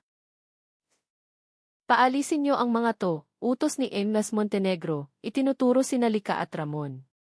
Ngunit bago pa man makakilos ang mga guard, humarap si Lira sa babaeng nagpalaki sa kanya. Ang kanyang mga mata, na kanina'y puno ng pagkalito, ay ngayon ay malinaw na. Malinaw at puno ng sakit. Tinitigan niya ito sa mata at nagtanong ng isang salita na magpapabagsak sa buong kaharian ng kasinungalingan ni Isabel Montenegro. Mommy, totoo ba? Ang tanong ay binitawan sa isang simpleng bulong, ngunit ang bigat nito ay yumanig sa buong silid. Hindi nakasagot si Isabel. Hindi na niya kailangang sumagot. Ang kanyang katahimikan, ang biglaang pagguho ng kanyang mukha, ang takot sa kanyang mga mata iyon na ang naging pinakamatunog na pag-amin sa lahat. Lika Santos. Ilang buwan na ang lumipas. Ang hangin sa loob ng Zenith Tower ay iba na. Mas magaan. Mas madaling hingahan.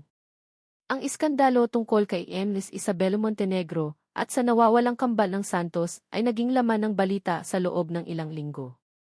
Ang kumpanya ay nayanig, ngunit sa huli nananaig ang katotohanan. Si Ms. Montenegro ay nahaharap ngayon sa batas, ang kanyang kaharian na binuo sa kasinungalingan ay tuluyan ng gumuho. Si Celia ay naglaho na parang bula, nag-iwan ng isang maikling sulat ng paumanhin kay Ramon, nagsasabing magsisimula siya ng bagong buhay sa malayo. Para kay Lika, ang bawat araw ay isang bagong pagsubok at isang bagong biyaya. Ang pagkakaroon muli ni Lira sa kanyang buhay ay parang isang panaginip na dahan-dahan niyang niyayakap. Nakaupo sila ngayon sa isang coffee shop sa ground floor ng Zenith Tower, hindi bilang dalawang estranghero, kundi bilang dalawang magkapatid na sinusubukang buuin muli ang isang naputol na ugnayan. So, Angela was never really in my name, sabi ni Lira, pinapaikot-ikot ang kutsarita sa kanyang tasa ng kape. May bahid pa rin ang lungkot sa kanyang mga mata, ngunit mayroon na ring bagong kislap ng pag-asa. It feels weird. 20 years of exile life, I was someone else. Okay lang yan, malumanay na sabi ni Lika, inaabot ang kamay ni Lira sa ibabaw ng mesa. Kahit ano pa ang itawag sa'yo, ikaw pa rin si Lira. Kapatid kita. Umiti si Lira, isang totoong ngiti. Salamat, ate. Ang salitang ki-ate ay musika sa pandinig ni Lika. Pasensya na kung medyo mabagal ako. Mahirap. Parang kailangan kong matutunan ang lahat mula sa simula. May oras tayo, sagot ni Lika. 20 taon tayong nawalay sa isa't isa. Mayroon tayong habang buhay para bumawi. Ang kanilang pag-uusap ay hindi laging madali. Minsan, may mga mahabang katahimikan. Minsan, may mga luhang hindi mapigilan. Ngunit sa bawat pagkikita, nararamdaman ni Lika ang unti-unting pagbabalik ng koneksyon nila. Ang paghahanap sa nawawalang piraso ng kanyang pagkatao ay natapos na. Ngayon, nagsisimula na ang mahabang proseso ng paghihilom. At sa prosesong iyon, may isang tao siyang hindi maaaring kalimutan. Ramon de la Cruz.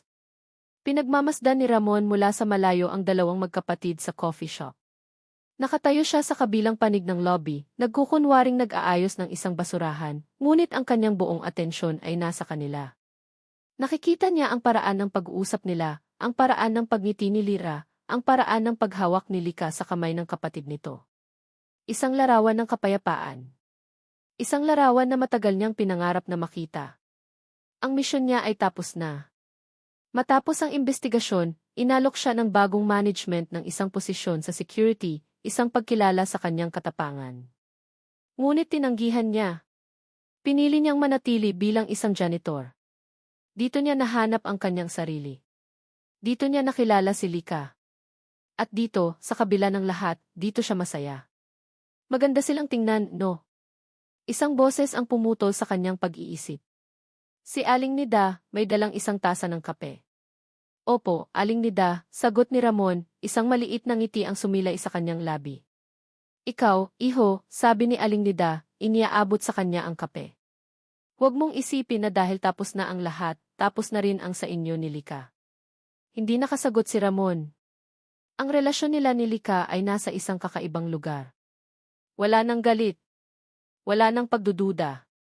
Napatawad na siya nito, alam niya. Ngunit ang sugat na nilikha ng kanyang kasinungalingan ay malalim. At hindi niya alam kung paano ito ganap na maghihilom. Ibinigay niya kay Lika ang espasyong kailangan nito para sa sarili at para sa kapatid nito. At araw-araw, dinarasal niya na sana, balang araw, may espasyo pa rin para sa kanya. Ang pag-ibig, parang paglilinis yan, Ramon, payo ni Aling Nida, tinatapik ang kanyang balikat. Kailangan mong pagtrabahuhan. Kusutin ang mga mansa. At kung minsan, kailangan mong hayaan lang na kumalma ang alikabok bago mo muling punasan. Umalis si Aling Nida, iniwan si Ramon na nag-iisip. Tiningnan niya muli ang coffee shop. Nakita niyang tumayo na si Lika, nagpaalam sa kapatid nito, at nagsimulang maglakad papunta sa kanyang direksyon. Ang puso ni Ramon ay biglang kumabog ng mabilis. Lika Santos & Ramon de la Cruz, switching. Lika. Naglakad si Lika palayo sa coffee shop, ang puso ay mas magaan kaysa dati. Ang bawat pag-uusap nila ni Lyra ay parang isang balsamo sa kanyang mga sugat. Ngunit may isa pang sugat na kailangan niyang pagalingin. Nakita niya si Ramon na nakatayo sa lobby. Ang lalaking nagligtas sa kanya sa maraming paraan. Ang lalaking sumira sa kanya at siya ring lalaking tumulong na buuin siya muli. Lumapit siya. Mon! Lumingon ito at ang mga mata nito, ang mga matang dati puno ng lungkot at lihim, ay puno ngayon ng isang mahiyain at nag-aalalang pag-asa. Lika, sabi nito. Tapos na kayo? Sagot niya. Gusto mo bang umakyat? Ramon. Ang tanong na iyon ay isang imbitasyon. Isang imbitasyon pabalik sa lugar kung saan nagsimula ang lahat. Tumango lang siya, hindi makapagsalita, at sumunod kay Lika papasok sa elevator. Ang katahimikan sa loob ng elevator ay hindi na awkward. Ito'y isang paghihintay. Isang pag-asam. Hindi sila huminto sa kanilang floor. Nagpatuloy ang elevator paakyat hanggang sa marating nila ang pinakatuktok. Pagbukas ng pinto ng rooftop, ang hangin ng gabi ay muling sumalubong sa kanila. Ngunit sa pagkakataong ito, ang araw ay hindi pa tuluyang lumulubog. Ang kalangitan ay isang magandang halo ng kulay kahel, rosas at lila. Isang pagtatapos at isang simula. Lika. Tumayo sila sa gilid, magkatabi, pinapanood ang paglubog ng araw. Salamat, Mon, sabi niya, hindi tumitingin dito. Sa lahat. Wala yon, sagot ni Ramon. May utang ako sa'yo, di ba? Sa wakas, lumingon si Lika at mumiti. Isang totoong ngiti. Wala ka ng utang. Bayad na. Tinitigan siya ni Ramon, ang kanyang mga matay nangingilid. May isa pa akong gustong sabihin, patuloy ni Lika, ang kanyang boses ay seryoso na. Mon, pinapatawad na kita. Sa lahat ng kasinungalingan, sa lahat ng sakit. Naiintindihan ko na ngayon. Pinapatawad na kita. Ramon. Ang mga salitang iyon ang tanging bagay na gusto niyang marinig sa buong buhay niya. Isang malaking bigat ang tila natanggal sa kanyang mga balikat. Ngunit alam niyang may kulang pa. Salamat, Lika, sabi niya, ang boses ay nanginginig. Pero hindi sapat na patawarin mo ako. Tumingin siya sa mga mata ni Lika, ang kanyang kaluluwa ay hubad sa harap nito. Kailangan mo ring patawarin ang sarili mo. Lika. Ang mga salita ni Ramon ay tumama sa kanya. Ang pagpapatawad sa sarili. Iyon ang pinakamahirap sa lahat. Ang patawarin ang batang Lika na bumitaw sa kamay ng kanyang kapatid. Isang luha ang pumatak sa kanyang pisngi. Ngunit hindi ito luha ng sakit. Ito'y luha ng paglaya. Bulong niya. Pinapatawad ko na rin ang sarili ko. Sa sandaling iyon, sa ilalim ng nagbabagong kulay ng kalangitan, kinuha ni Lika ang kamay ni Ramon. Magaspang ito at puno ng kalyo. Isang kamay ng isang manggagawa. Isang kamay na sumalo sa kanya noong siya'y babagsak na. Ramon. Nang hawakan ni Lika ang kanyang kamay, pakiramdam niya ay 1,000 bituin ang sumabog sa kanyang dibdib. Pinisil niya ito ng marahan. Ang araw ay tuluyan ng naglaho sa abot tanaw, at ang mga ilaw ng syudad ay isa-isang nagsimulang sumindi, na parang mga diamante na isinaboy sa isang itim na tela. Ano nang susunod para sa atin? Tanong niya, ang boses ay halos isang bulong na lang. Lika. Tumingin si Lika sa kumikinang na syudad, pagkatapos ay tumingin pabalik kay Ramon, ang kanyang mukha'y naliligo sa malambot na liwanag ng gabi. Isang ngiti ang sumilay sa kanyang mga labi, isang ngiting puno ng lahat ng posibilidad sa mundo. Hinawakan niya ang kamay nito ng mas mahigpit. Hindi ko alam, sagot niya. Pero sa unang pagkakataon, hindi na ako takot alamin. At sa paglubog ng araw at pagsibol ng mga bituin, dito nagtatapos ang kwento ng paghahanap, at nagsisimula ang kwento ng paghilom para kina Lika at Ramon. Mga minamahal naming tagapakinig. Maraming salamat sa inyong walang sawang pagsubaybay sa kwento ni Lika at Ramon, ang hiwaga sa likod ng mop.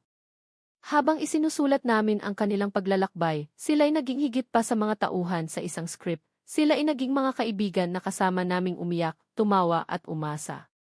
Naramdaman namin ang bigat ng bawat bubog ng basag na salamin, ang init ng bawat tasa ng kape, at ang pait ng bawat patak ng luha. Ang kanilang kwento ay isang paalala na ang pagpapatawad ay isang masalimuot na regalo. Hindi ito madali. Ngunit ito ang tanging susi para makalaya sa mga tanikala ng nakaraan, hindi lang ang pagpapatawad sa mga taong nakasakit sa atin, kundi ang mas mahirap at mas mahalagang pagpapatawad sa ating mga sarili. Ito rin ay isang kwento ng pag-asa. Na kahit gaano man kalalim ang sugat o kadilim ang pinanggalingan, laging may bukang liwayway na naghihintay. At higit sa lahat, ito ay kwento ng pag-ibig na naghihilom, isang pag-ibig na matatagpuan sa pinakaordinaryong lugar, sa pagitan ng dalawang pusong minsan nang nawasak ngunit muling natutong magtiwala at umibig. Ngayon, nais naming marinig ang inyong kwento. Ano ang pinakapaborito ninyong eksena? Saang bahagi kayo pinakanaantig, kinilig o nainis? Aling aral mula kina Lika at Ramon ang babaunin ninyo sa inyong puso? Mangyaring iwanan ang inyong mga saloobin at komento sa ibaba. Ang bawat isa ay mahalaga sa amin at nagbibigay inspirasyon sa aming lumikha pa ng mga kwentong tatatak sa inyong mga puso. Muli, mula sa aming buong team, ang aming taos-pusong pasasalamat. Hanggang sa ating muling pagkikita sa susunod na kwento.